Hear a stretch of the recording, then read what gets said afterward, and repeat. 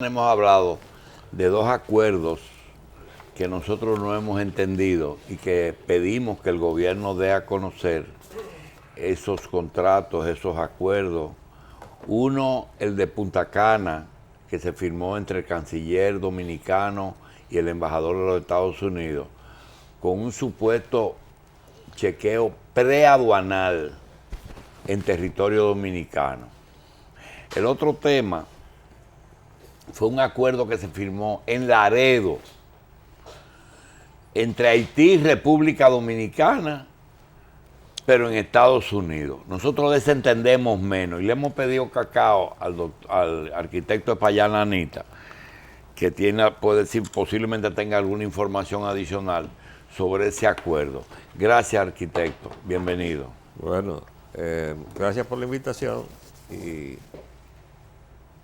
esa sorpresa, porque en realidad para nosotros que leemos y nos enteramos de las cosas en la prensa, resultó un poco fuera de lo común que el ministro de Relaciones Exteriores, en una charla en la Cámara Americana de Comercio, dijera así como una cuestión casi casual, que se había ido a Laredo, Texas, y se había hecho un acuerdo y se había firmado con representantes del gobierno de Haití, pero también iban acompañados de un representante de la Embajada de los Estados Unidos. Lo primero es que yo no sé con qué gobierno estamos firmando, porque en Haití no hay gobierno. El que estaba, se le venció el plazo, y en las elecciones ahí no salió ningún resultado que haya sido reconocible, ni por el pueblo haitiano ni por los organismos internacionales. Entonces, hemos estado dando un poco de bandazos sin sentido en lo que concierne a las relaciones con Haití, pero eso no es nuevo, nosotros acostumbramos a hacer eso. Hace poco que el propio canciller viajó a Haití y cuando vino de allá dio unas declaraciones, no hizo más que llegar y le contradijo el representante de Haití aquí, y luego otro de los miembros de la comitiva aclaró qué fue lo que se pactó allá. Pero ahora nos enteramos de que se firmó un acuerdo y que persigue tener como objetivo un tratado de libre comercio. Yo entiendo que eso que se fue a hacer en Laredo, Texas, y que además se ha dicho que va a seguir con otras reuniones, no es más que la culminación de lo que comenzó aquí, lo que se llamó el CBQ, o sea, el Consejo Empresarial Binacional Quisqueya, que ha venido tratando de llegar a acuerdos con Haití, al margen de que en Haití no hay gobierno y de que el gobierno dominicano no tiene una política con respecto a Haití, por tanto tampoco tiene iniciativas con respecto a Haití. Y entonces el sector privado ha estado tomando la iniciativa de llegar a ciertos acuerdos, como tratando de llenar el vacío de los dos gobiernos.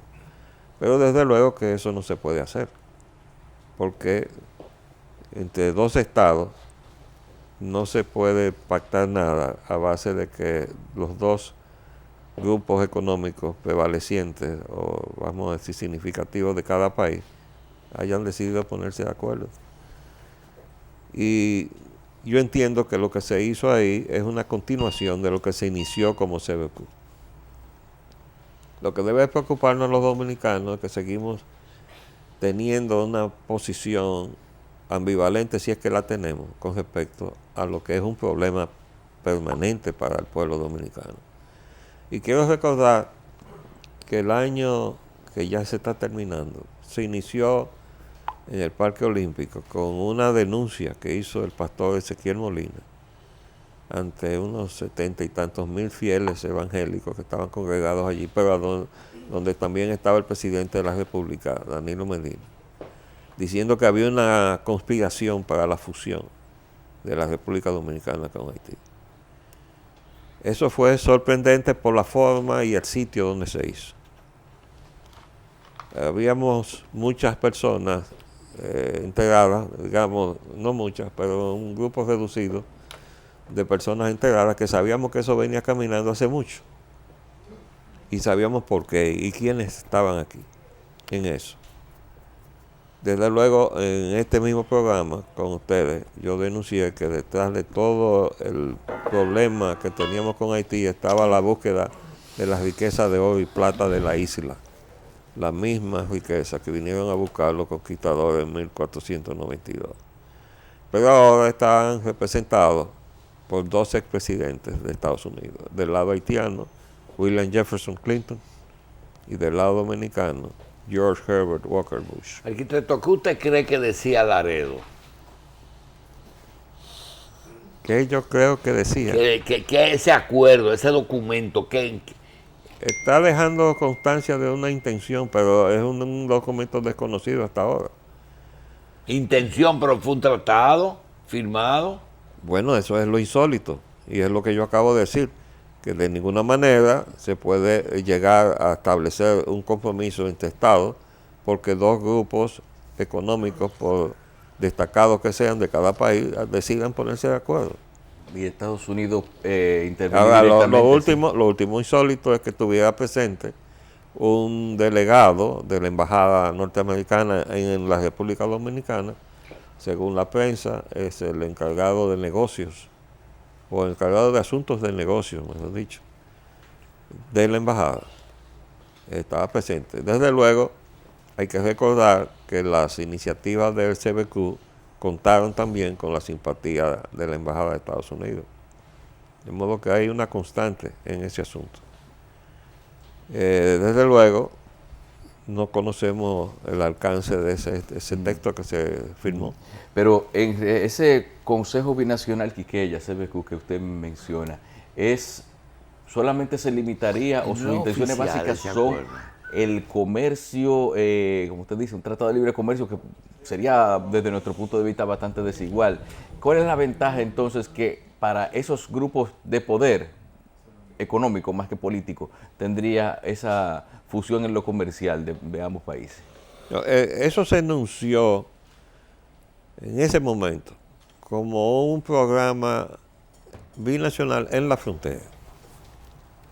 Pero nosotros interpretamos todo el alcance que se conoce de ese proyecto, que además se llevó incluso hasta el Congreso y por eso estaba presente. Sí, pero el desconocimiento del contenido del pacto, del acuerdo, pone a pensar a uno en algo, es decir, no sabemos lo que es, pero ya hemos dicho cosas, arquitectos, que me ponen a pensar como que el programa fronterizo que liderea la empresa privada tiene que ver con el acuerdo de Laredo. ¿Qué le hace sospechar que tenga que ver con el acuerdo de Laredo? No, porque es la misma cosa.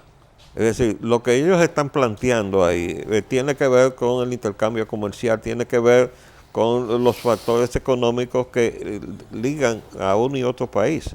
Es el mismo tema.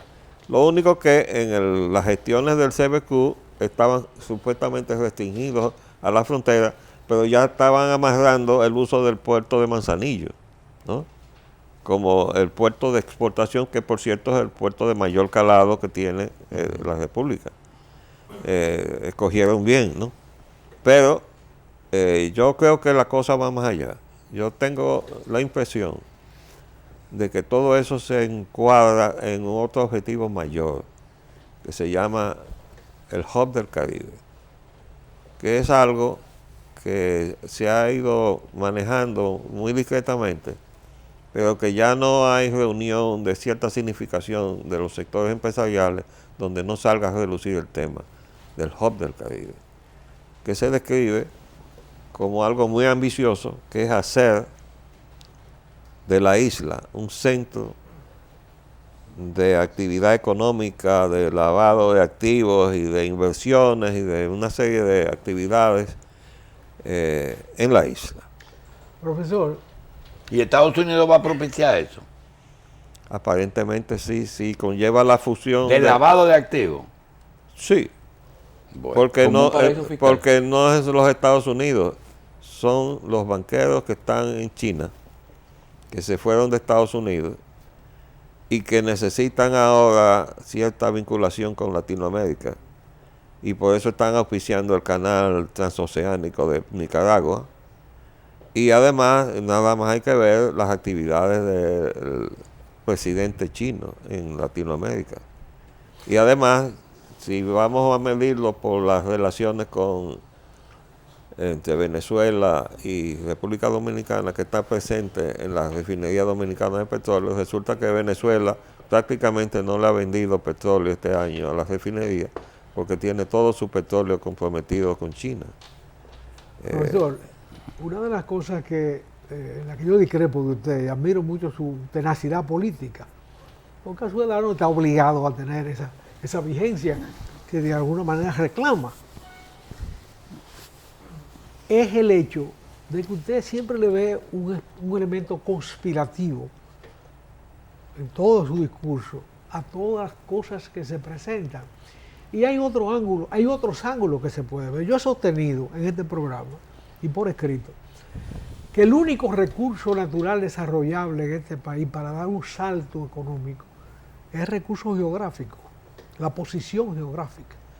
Porque un canal de Panamá duplicado ya en ejercicio pleno de su capacidad y la obra en ciernes todavía de Nicaragua van a significar un movimiento de carga para América Latina tan importante y para la costa este norteamericana, y desde la costa este norteamericana y todo el mar Caribe y el Atlántico hacia Europa, que desarrollar la capacidad geográfica, el privilegio geográfico que significa para la República Dominicana es importante, porque puede superar lo que ha significado el turismo y lo menos que ha significado la zona franca como un eslabón de crecimiento económico para el país. Bueno, usted tiene su criterio, yo lo respeto, creo que tiene validez en la medida, es un elemento de discusión y debate. Yo tengo el mío, hay otros. Por ejemplo, en el caso de los empresarios que después que se ha establecido un comercio natural, si se quiere virtuoso, entre la República Dominicana y Haití. Virtuoso por la droga que se ha estado intercambiando. No, la droga es una perversidad y las armas también que han estado pasando por la frontera. Sí, conlleva todo comercio. Pero fíjese, el ejemplo del salchichón. ¿Qué pasó con el salchichón? Se hizo una campaña con el salchichón dominicano.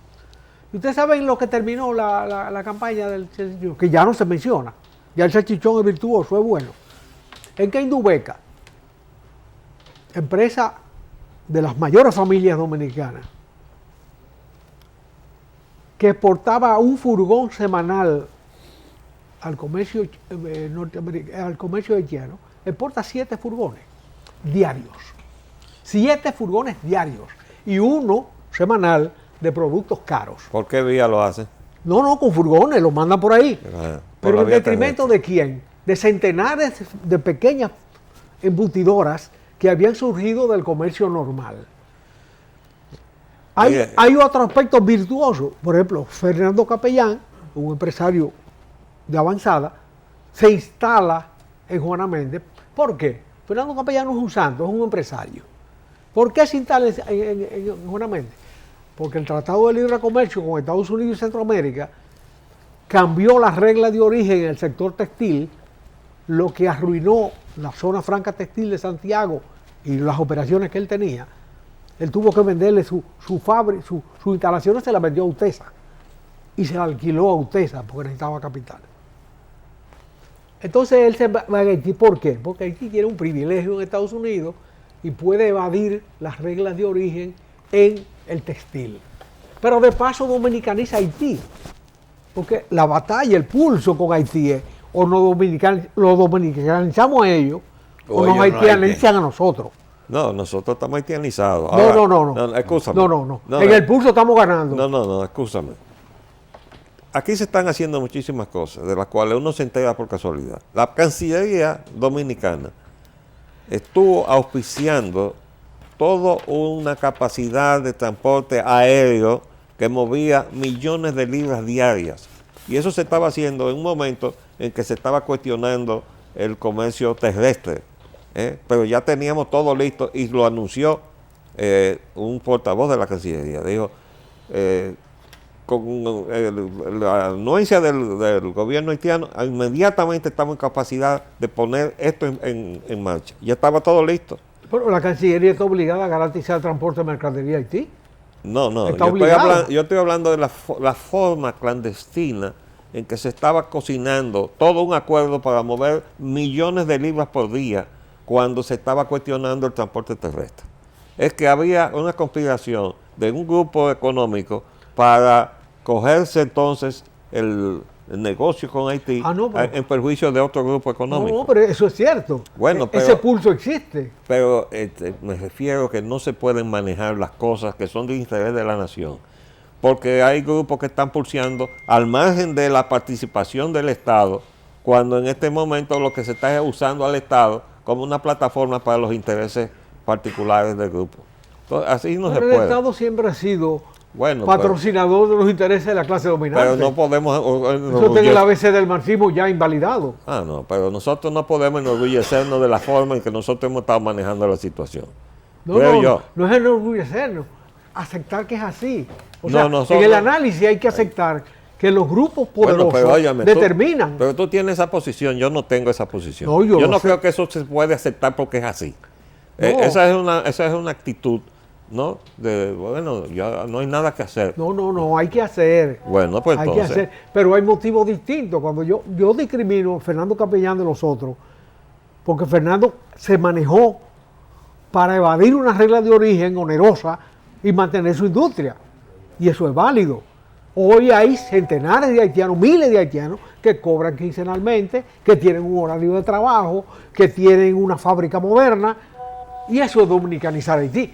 Usted dirá con razón que es un espacio pequeño de dominación mientras ellos están diseminados en el país. Tú le das la dimensión de que estamos dominicanizando Haití con esa empresa, mientras nosotros estamos llenando el país de haitianos, porque mientras tanto no se están resolviendo los problemas del pueblo haitiano allá, y entonces tenemos nosotros que hacer la solución de ese problema aquí, bajo la presión del Departamento de Estado de Estados Unidos, de la ONU, de la OEA y de la Unión Europea. Vamos a ver la actitud exterior sobre la República Dominicana.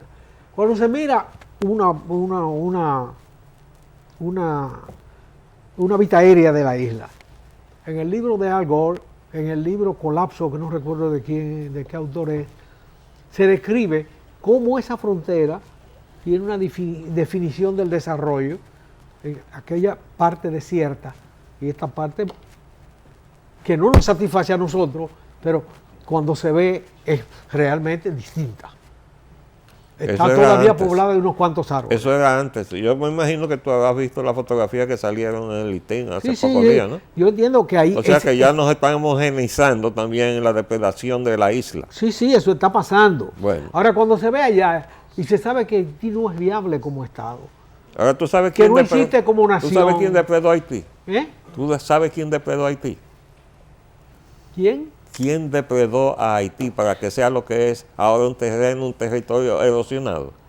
Si tú te lees la historia que hizo Susi Castor de la ocupación norteamericana de 1915, fueron las empresas norteamericanas que talaron los bosques de Haití y le cortaron toda la madera preciosa que tenían para venderla en Estados Unidos y en Europa.